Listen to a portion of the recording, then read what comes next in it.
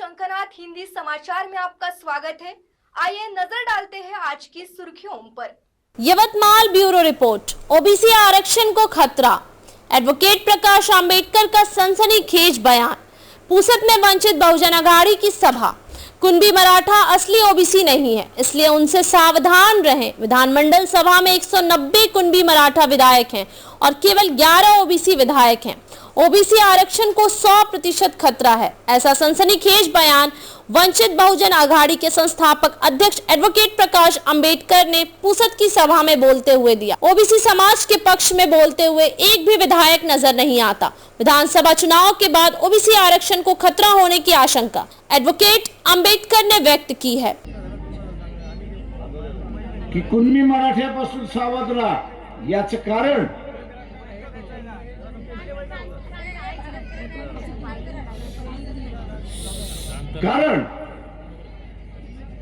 आत्ताच जे सभागृह आहे यामध्ये 190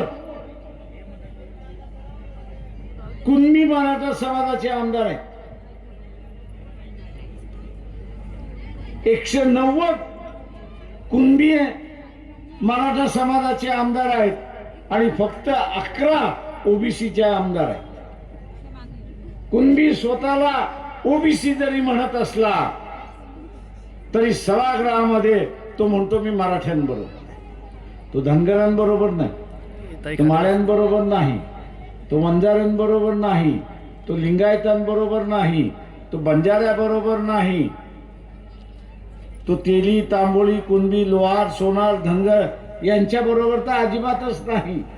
आणि म्हणून मगाशी म्हटलं की सावध राहा, यांच्यापासून सावध राहा। ओबीसीच्या आरक्षणाला धोका आहे का? तर 100% धोका आहे।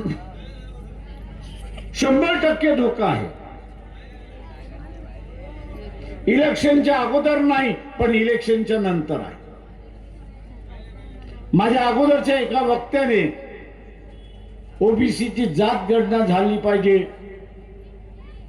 याच्याबद्दल भाष्य केलं, ती झाली पाहिजे।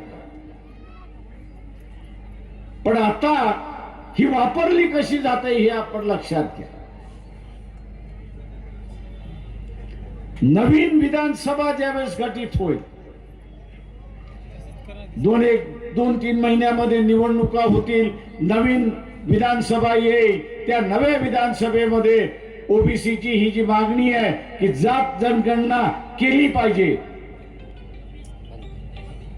जात जनगणना केली पाहिजे ही जी मागणी आहे ती ताबडतोब मान्य होईल।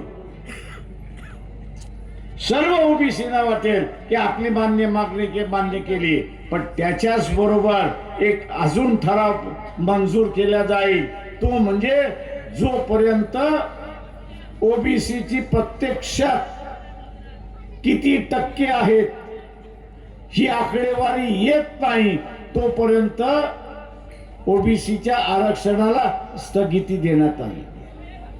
आज के हिंदी समाचार में बस इतना ही। फिर मिलेंगे देश भर में घटित अहम खबरों के साथ।